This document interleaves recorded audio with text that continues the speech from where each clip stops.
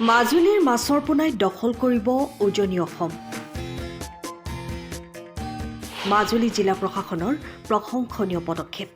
মাজুলীত উৎপাদন হ'ব মাছৰ পোনা। ঐতিহ্যমণ্ডিত শ্ৰী শ্ৰী দক্ষিণপাট সত্ৰই প্ৰদান কৰিলে মাছৰ পোনা তৈয়াৰৰ প্ৰজনন উপযোগী মাছ। মাজুলীৰ মাছৰ পোনাই দখল কৰিব উজনি অসম। মাজুলীৰ মৎস্যপালকে ক্ৰয় কৰিব নালাগে বহিৰাগত মাছৰ পোনা। দক্ষিণপাট সত্ৰই মাজুলী জিলা প্ৰশাসনক প্ৰদান কৰিলে 8 কেজি ওজনৰ প্ৰজনক্ষম মাছ। জিলা প্ৰশাসন আৰু মাজুলীৰ বিধায়কে হাতত লোৱা এনে পদক্ষেপক সত্ৰাধিকাৰ ননী গোপাল দেৱগোস্বামীয়ে শলাগ লয়। মাজুলীত কাৱৈ মাগুৰ মাছ এভেইলেবল শব্দটোক অসমীয়াত এভেলভেল হিচাপে পৰিণত হৈছিলেগৈ, কিন্তু ক্ৰমান্বয়ে গৈ এতিয়া আমি মাছ সদায় আনৰ পৰা অনা মাছকে খাবলৈ পাওঁ।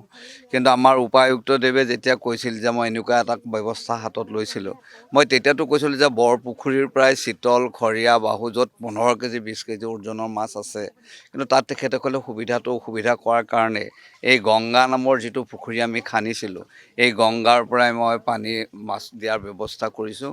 মোৰ আশা মাজুলীত যাতে আগৰ যিটো ইংৰাজী শব্দৰ অপ্ৰশংস মাজুলীত মাছ এভেইলেবল শব্দটো যাতে আকৌ পুনৰ জাগৃত হয়, তাৰ কাৰণে তেখেতৰ প্ৰয়াস মহাপ্ৰভুৱে পূৰ্ণ গতিত সাৰ্থক কৰক, তাকে মই কামনা কৰিছোঁ।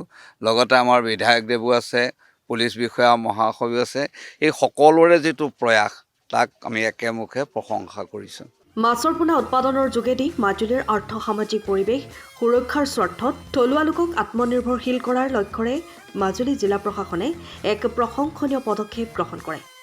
জিলা প্ৰশাসনৰ উদ্যোগত শ্ৰী শ্ৰী দক্ষিণপাট সত্ৰত মৎস্য প্ৰদানৰ এটি কাৰ্যসূচী অনুষ্ঠিত হয়। সত্ৰৰ প্ৰৱেশ পথৰ পশ্চিমে থকা গংগা যমুনা বৰপুখুৰীত জীয়াই ৰখা এটি প্ৰায় 8 কিলোগ্ৰাম ওজন ৰৌ মাছৰ পোনা উৎপাদনৰ হেতু শ্ৰী শ্ৰী দক্ষিণপাট সত্ৰাধিকাৰ শ্ৰী শ্ৰী ননী গোপাল দেৱগোস্বামীয়ে আনুষ্ঠানিকভাৱে জিলা আয়ুক্ত ৰাতুল পাঠকক অৰ্পণ কৰে। মাছৰ পোনা উৎপাদনৰ বাবে আজি সত্ৰৰ ভিতৰ কৰাপাতৰ সন্মুখৰ গংগা যমুনা পুখুৰীৰ পাৰত এটি চমু কাৰ্যসূচী অনুষ্ঠিত হয়। জিলা আয়ুক্ত ৰাতুল পাঠকে জিলা প্ৰশাসনে মাছৰ পোনা উৎপাদনৰ যোগেদি কেনেদৰে মাজুলীৰ আৰ্থ-সামাজিক পৰিৱেশ সুৰক্ষাৰ স্বাৰ্থত থলুৱা লোকক আত্মনিৰ্ভৰশীল কৰি তুলিব পাৰি তাৰ লক্ষ্যৰে ঐতিহাসিক শ্ৰী শ্ৰী দক্ষিণপাটীয় সত্ৰাধিকাৰৰ আশীৰ্বাদ আমাৰ যাত্ৰা আৰম্ভ কৰিছোঁ বুলি উল্লেখ কৰি সত্ৰাধিকাৰগৰাকীক ধন্যবাদ জনায়। মতে যোৱা 3 মাহমান আগৰ পৰা প্ৰচেষ্টা হাতত লৈছিলোঁ, ট্ৰেইনিং বিভিন্ন ধৰণৰ দিয়া, মানুহবিলাকক এক কৰা, আৰু এইটো আমি চেলেঞ্জ হিচাপে লৈছোঁ যে আমাৰ খিলঞ্জীয়া মানুহ, থলুৱা মানুহে মাছৰ পোনা উৎপাদন কৰিব নোৱাৰে বুলি কোনো কথা নাই। আৰু আমি দেখাই দিব খুজিম যে মাজুলীত যিমান পোনা লাগে এইবাৰ আমি মাজুলীতে উৎপাদন কৰিম। তাৰ কাৰণে আমি যিমানখিনি ব্যৱস্থা কৰিব লাগে কৰিছোঁ। আৰু মোৰ সপোনটো হৈছে কি যে এইবাৰ যদি আমি ছাকচেছ হ'ব পাৰোঁ, অহা বছৰৰ পৰা আমি উজনি অসমৰ জিলাসমূহত মাজুলীৰ পোনা আমি যোগান ধৰিম, যাতে উজনি অসমৰ জিলাসমূহেও যিবিলাক ঠাইৰ পৰা পোনা এতিয়া আনি আছে সেইবিলাক ঠাইৰ পৰা পোনা আনিব লগা নহয়।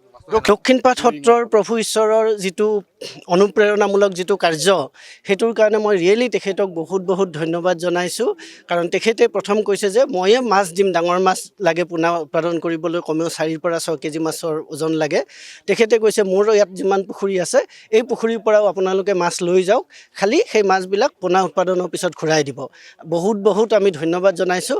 আৰু মই সমগ্ৰ মাজুলীবাসী আৰু বিশেষকৈ মাছৰ যি মৎস্যপালকসকল আছে তেখেতসকলকো মই এটা কথা জনাব খুজিছোঁ যে দক্ষিণপাট সত্ৰৰ আশীৰ্বাদেৰে যি পৰিপুষ্ট মাছৰ পোনা আমি উৎপাদন কৰিম, এই পোনাৰে আপোনালোকে নিশ্চয় স্বাৱলম্বী হ'ব পাৰিব। Bureau report, time of Assam. সময়ৰ খবৰ সময়ত পাবলৈ ফ'ল' কৰক টাইম অফ আছাম।